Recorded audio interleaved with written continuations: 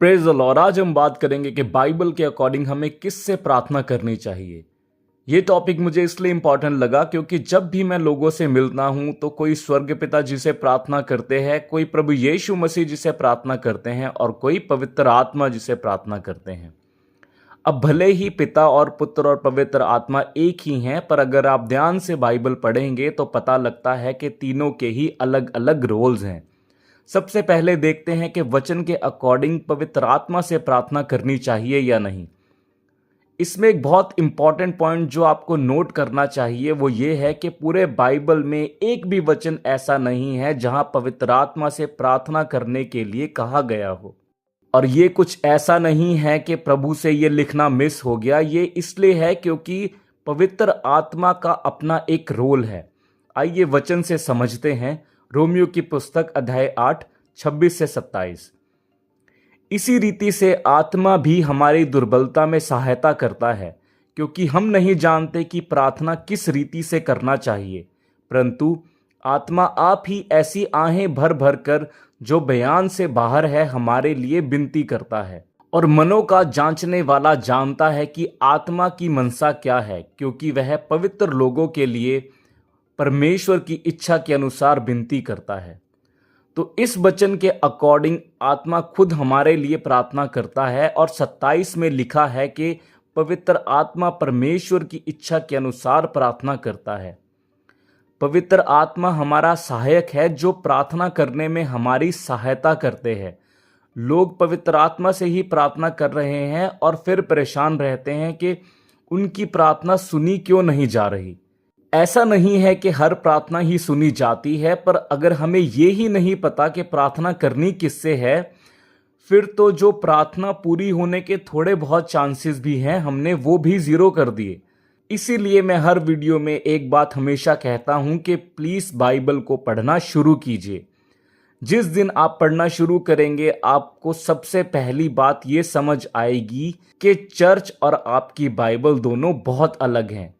आगे पढ़ते हैं यूहन्ना की पुस्तक अध्याय 16 13 और 14। परंतु जब वह अर्थात सत्य का आत्मा आएगा तो तुम्हें सब सत्य का मार्ग बताएगा, क्योंकि वह अपनी ओर से ना कहेगा, परंतु जो कुछ सुनेगा वही कहेगा और आने वाली बातें तुम्हें बताएगा। वह मेरी महिमा करेगा, क्योंकि वह मेरी बातों में से लेकर तुम्हें बताएगा। 13वें वचन के अकॉर्डिंग पवित्र आत्मा अपनी ओर से कुछ नहीं कहता, परंतु जो कुछ वह प्रभु यीशु मसीह से सुनेगा वही हमें बताएगा। पवित्र आत्मा से प्रार्थना करना प्रभु यीशु मसीह के रूल्स के अगेंस्ट है। प्रभु यीशु मसीह ने एक भी जगह नहीं कहा कि पवित्र आत्मा से प्रार्थना करो। अब ये समझना मुश्किल है कि लोग किन को सुन के पवित्र आत्मा से प्रार्थना कर रहे हैं। प्रभु यीशु मसीह ने तो ऐसा कुछ कहा ही नहीं।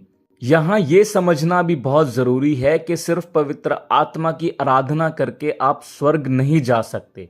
स्वर्ग का मार्ग सिर्फ और सिर्फ प्रभु यीशु मसीह ही है।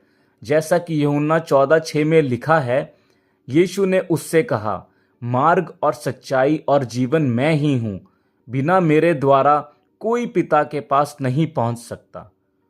और पहला तीमुथियुस 2:5 में संत पौलुस कहते हैं, क्योंकि परमेश्वर एक ही है और परमेश्वर और मनुष्य के बीच में भी एक ही बिचवई है, अर्थात मसीह यीशु जो मनुष्य है। और हम यहाँ प्रार्थना की बात कर रहे हैं। आपको प्रार्थना को महिमा और आदर से कंफ्यूज नहीं करना है। मैंने कहीं नहीं कहा कि पवित्र आत्मा को रिस्पेक्ट नहीं देना या उन्हें महिमा नहीं देनी चाहिए। पिता और पुत्र और पवित्र आत्मा तीनों ही सारी महिमा और आदर के योग्य हैं। इस बात में कोई डिसएग्रीमेंट नहीं है। आई होप कि पवित्र आत्मा से प्रार्थना नहीं करनी है ये तो आपको बहुत अच्छे से क्लियर हो गया होगा। अब देखते हैं कि वचन के अकॉर्डिंग प्रभु यीशु मसीह से प्रार्थना कर सकते हैं या नहीं। अब प्रभु यीशु मसीह और स्वर्ग पिता जी का आप रिश्ता देखेंगे तो बहुत ही ज्यादा रिस्पेक्टफुल है।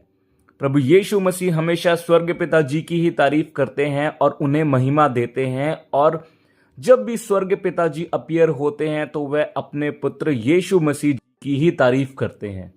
जैसा कि मत्ती 17:5 में लिखा है, वह बोल ही रहा था कि देखो एक उजले बादल ने उन्हें छा लिया और देखो उस बादल में से यह शब्द निकला कि यह मेरा प्रिय पुत्र है जिसमें मैं प्रसन्न हूं, इसकी सुनो।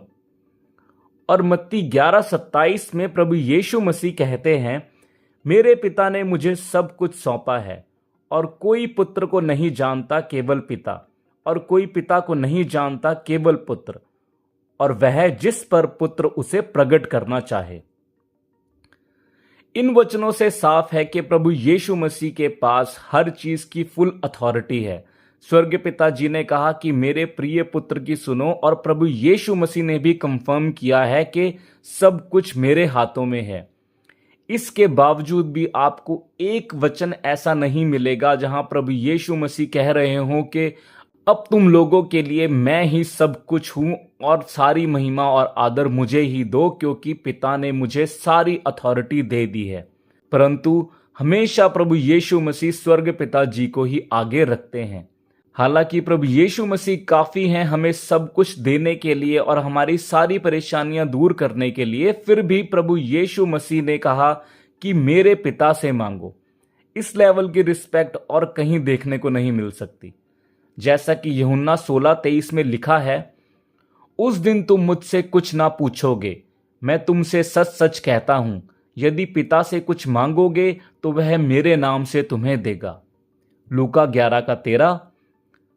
सो जब तुम बुरे होकर अपने लड़के बालों को अच्छी वस्तुएं देना जानते हो, तो स्वर्ग पिता अपने मांगने वालों को पवित्र आत्मा क्यों ना देगा। फिलिपियों 4:6। किसी भी बात की चिंता मत करो, परंतु हर एक बात में तुम्हारे निवेदन, प्रार्थना और विनती के द्वारा धन्यवाद के साथ परमेश्वर के सम्मुख उपस्थित किए जाएं। फिलिपियों 4:19। और मेरा परमेश्वर भी उस धन के अनुसार जो महिमा सहित मसीह यीशु में है तुम्हारी हर एक घटी को पूरी करेगा। इफिसियों 1:3। हमारे प्रभु यीशु मसीह के परमेश्वर और पिता का धन्यवाद हो कि उसने हमें मसीह में स्वर्ग स्थानों में सब प्रकार की आशीष दी है। कुलुसियों 3:17। और वचन से या काम से जो कुछ भी करो सब प्रभु यीशु के नाम से करो और उसके द्वारा परमेश्वर पिता का धन्यवाद करो।